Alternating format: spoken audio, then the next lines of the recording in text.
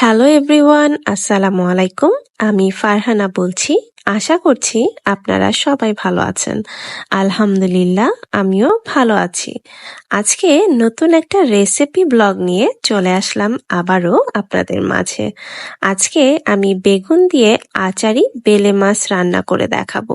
আচ্ছা, আপনারা কে কে আচারি বেলে মাছ খেয়েছেন একটু জানাবেন।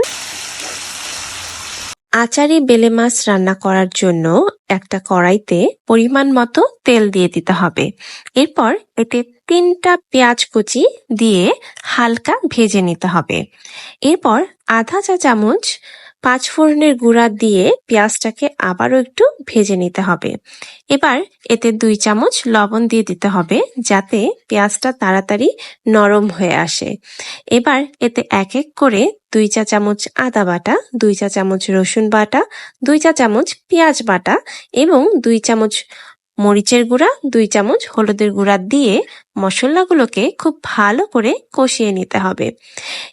কষিয়ে নেবার পরে তেলটা যখন ছেড়ে ছেড়ে আসবে তখন এতে পরিমাণ মতো পানি দিয়ে দিতে হবে এবং পরিমাণ মতো পানি দেওয়ার পর চুলার আঁচটা একটু হাই করে দিতে হবে যাতে পানিতে তাড়াতাড়ি বলক চলে আসে।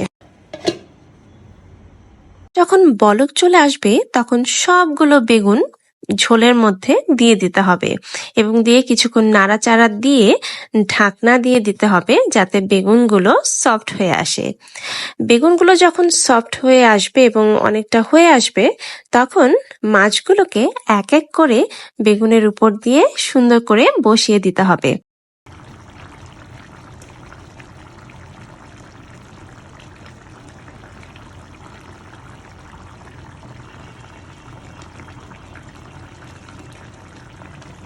মাছগুলোকে দিয়ে দেওয়ার পর এখানে 6 থেকে 7টা কাঁচামরিচ মাঝখান দিয়ে কেটে দিয়ে দিতে হবে সুন্দর করে। যেহেতু এটা একটা আচারি মাছ, আচার তো একটু স্পাইসি হলে আমাদের খুব ভালো লাগে, একটু চটপটা, টক ঝাল মিষ্টি এরকম টাইপের, তাই না? তো এটা যেহেতু আচারি মাছ তো এটাও একটু ঝাল হবে।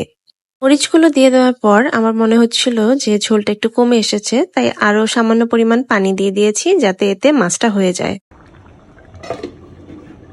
এবার এটাকে ঢাকনা দিয়ে মিডিয়াম আঁচে রেখে দিতে হবে চুলায় যতক্ষণ পর্যন্ত মাছটা হয়ে না আসবে এবং ঝোলটা ততটুকু ঘন হয়ে যাবে যতটুকু ঘন এই আচারি মাছের জন্য দরকার হবে।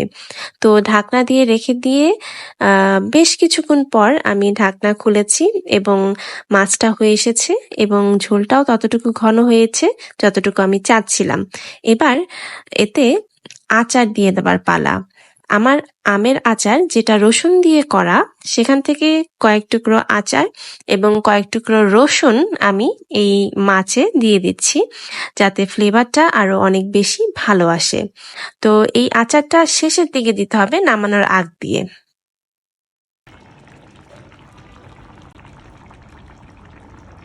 মাছটা যখন পুরোপুরি হয়ে আসবে ঠিক নামানোর আগ দিয়ে এখানে ধনেপাতা কুচি দিয়ে দিতে হবে যাতে ধনেপাতার ফ্লেভারটা খুব ভালোভাবে মাছে আসে। তো মাছটা হয়ে গিয়েছে, মাছটার ফাইনাল লুকটা এটা। তো আপনারা অবশ্যই বাসায় এই রেসিপিটা ট্রাই করবেন এবং আমাকে জানাবেন কমেন্টের মাধ্যমে যে আপনাদের কেমন লেগেছে। তাহলে আজকে এই পর্যন্তই, আল্লাহ হাফেজ।